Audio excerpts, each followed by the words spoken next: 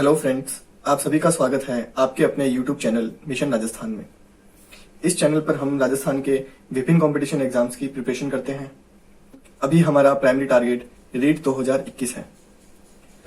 उसी के लिए हम अभी लेवल 1 और लेवल 2 में इंग्लिश सब्जेक्ट जो आता है उसका एक टॉपिक है इडियम एंड फ्रेजेस, उसको हम यहाँ पे डिस्कस करने जा रहे हैं।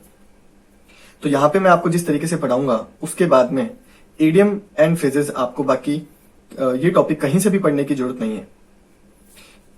इस तरीके के अंदर पहले मैं आपको एक इडियम फ्रेज बताऊंगा, फिर उसका मतलब बताऊंगा और उसके बाद में उसका एक सेंटेंस का यूज हम देखेंगे।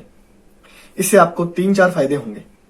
पहला, एक आप एक्यूरेटली जो एक इडियम फ्रेज का मतलब होता है वो आप समझ पाओगे और उसका सेंटेंस में यूज भी आप हाथों हाथ यहीं देख लोगे।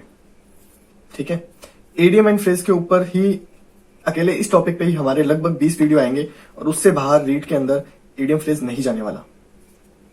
मैं आपको रेफरेंस के लिए बता दूं, मैं आपको रेफरेंस के लिए बता दूं कि ये इडियम एंड फ्रेजेस हमने अरिहंत की ऑब्जेक्टिव जनरल इंग्लिश से ली है।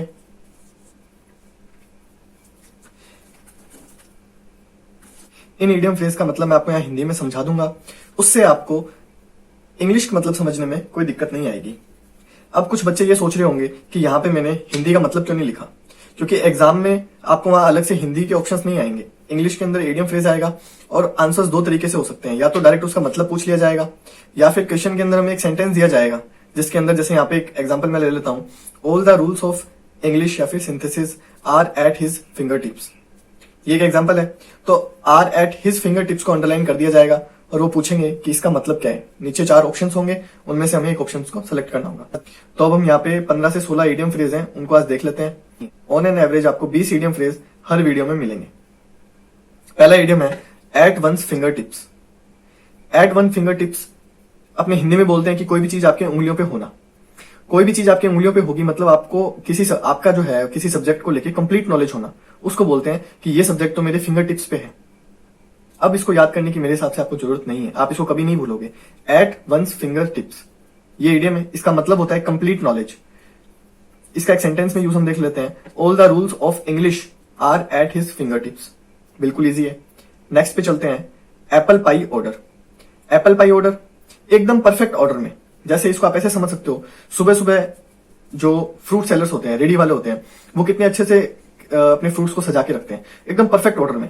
तो जो सेब का ठेला जो है उस पर सेब एकदम परफेक्ट तरीके से जचे हुए हैं। इनको इन्हीं तरीके से याद करना पड़ेगा, इनका वैसे और कोई तरीका नहीं है। एक इमेजिनेशन करके आप उसको अच्छे से याद रख सकते हो। Apple pie order in perfect order, इसका मतलब होता है एकदम परफेक्ट ऑर्डर में वो चीज होना। On the day of audit everything was kept in Apple pie order. तो इंस्पेक्शन का जो दिन था, ऑडिट का जो दिन था, उस दिन हर चीज एकदम एप्पल पाई ऑर्डर में थी, मतलब परफेक्ट ऑर्डर में वो थी। थर्ड है एट रैंडम, मतलब एमलेसली। आपने बहुत बार सुना होगा, जैसे हम न्यूज में देखते हैं, अमेरिका में गोलाबारी की जो घटनाएं होती हैं वो होती रहती हैं फ्रीक्वेंटली, क्योंकि वहां गन्स लगभग हर किसी के पास होती हैं। तो एट रैंडम एक पर्सन ने एट रैंडम स्कूल में गोलियां चला दी, सड़कों पे गोलियां चला दी। एट रैंडम मतलब बिना निशाना लगाए, बस जो आगे आ रहा है उसको वो गोली लग रही है, लग गई तो लग गई, नहीं लगी तो वो उसकी किस्मत है। तो एट रैंडम मतलब बिना किसी स्पेसिफिक को टारगेट किए बिना। तो अब इसका और अच्छे से मतलब हमें कब पता चलेगा, जब हम इसका सेंटेंस में यूज देखेंगे। The militant fire at random killing a lot of innocent persons. तो जो मिलिटेंट था या जो टेररिस्ट था उसने फायर कर दिया रैंडमली ऐसे भीड़ के अंदर, तो उससे काफी सारे लोग मर गए, काफी सारे लोग, मासूम लोग, जो इनोसेंट पीपल से मासूम लोग, वो मर गए।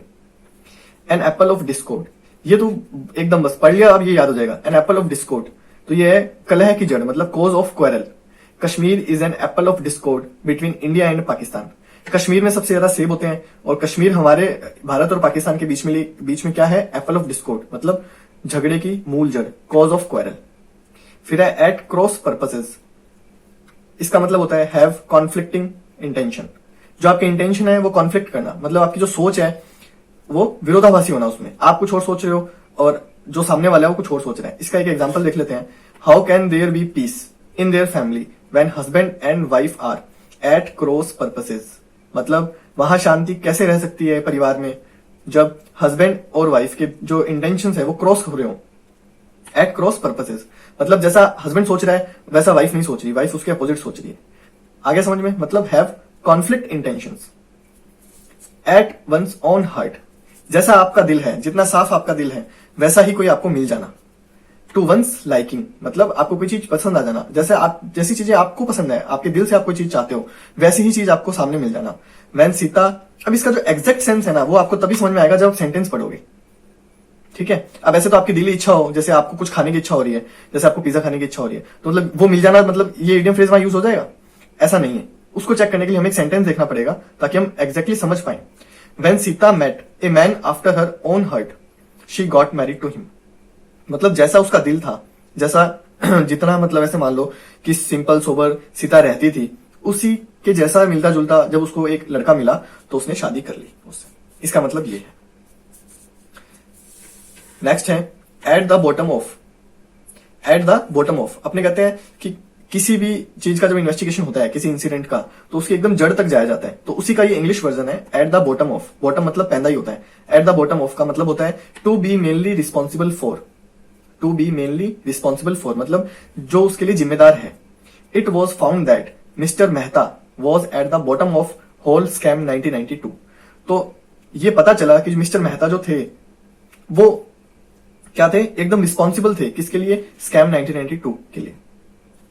अब हम बात करते हैं next one, eight a loss. ये दो इडियम आपको बहुत ध्यान से देखने हैं, दोनों में कंफ्यूजन की बात हो रही है। चलो हम फोकस करते हैं, एक बार इसको देखते हैं एट ए लॉस को।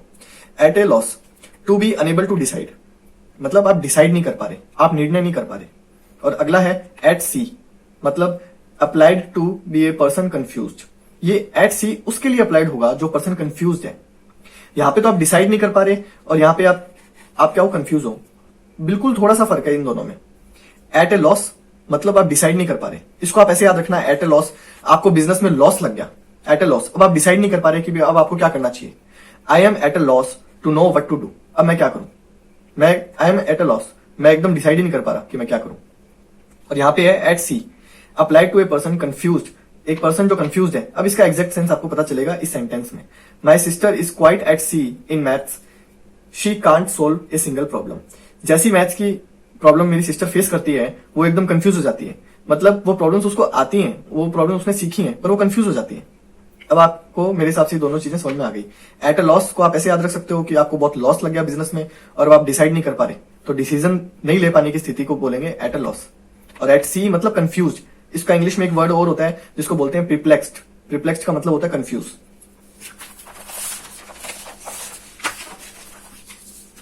Add fuel to fire. Add fuel to flame और फायर। फ्लेम और फायर होती है आग, एड फ्यूल मतलब उसमें कोई भी फ्यूल डाल देना, पेट्रोल कैरोसिन कुछ भी डाल देना, तो क्या होगा, आग भड़क उठेगी। टू मेक मैटर वर्स, किसी भी मैटर को और बुरा बना देना, बिल्कुल जैसे कहते हैं ना आग में घी डालना, उसका इंग्लिश वर्जन है ये। इसका सेंटेंस यूज देख लो, the attempt to suppress the farmer protest only added fuel to flame या फ्यूल टू फायर, एक ही बात है। तो किसान आंदोलन को जो दबाने का जो प्रोसेस सरकार कर रही है उससे क्या होगा, कुछ भी नहीं होगा, आग को और घी मिलेगा, मतलब आग और भड़केगी। एट सिक्सेज एंड सेवन, इसका मतलब होता है इन डिसऑर्डर, ठीक है। अब इसका सेंटेंस यूज देखते हैं कि एक्चुअल में इन डिसऑर्डर मतलब जो व्यवस्थित ना होना, उसका मतलब क्या है यहाँ पे। There was a robbery in our neighbourhood last night and when I entered the house to inquire everything was at 6 and 7। तो पूरा घर अस्त व्यस्त हुआ था हमारे पड़ोस में रात। There was a robbery in our neighbourhood last night, तो लास्ट नाइट को हमारे घर के पास में एक रॉबरी हुई। जब मैं घर में एंटर हुआ इन्वेस्टिगेट करने के लिए तो पूरा घर अस्त व्यस्त था, इसका मतलब हुआ ये। एट ए स्टोन्स थ्रो, इसका मतलब होता है very close. Eight a stone's throw का मतलब वेरी क्लोज, कैसे पता चलेगा, कैसे याद रहेगा। अब एक पत्थर को आप एक छोटा बच्चा अगर फेंकेगा बड़े पत्थर को तो कितना दूर फेंक पाएगा, बहुत पास में। इसका मतलब यहाँ पे यही है, एट ए स्टोन्स थ्रो मतलब बिल्कुल पास में होना। इसका सेंटेंस यूज देख लो, my friend's house is at a stone's throw from mine.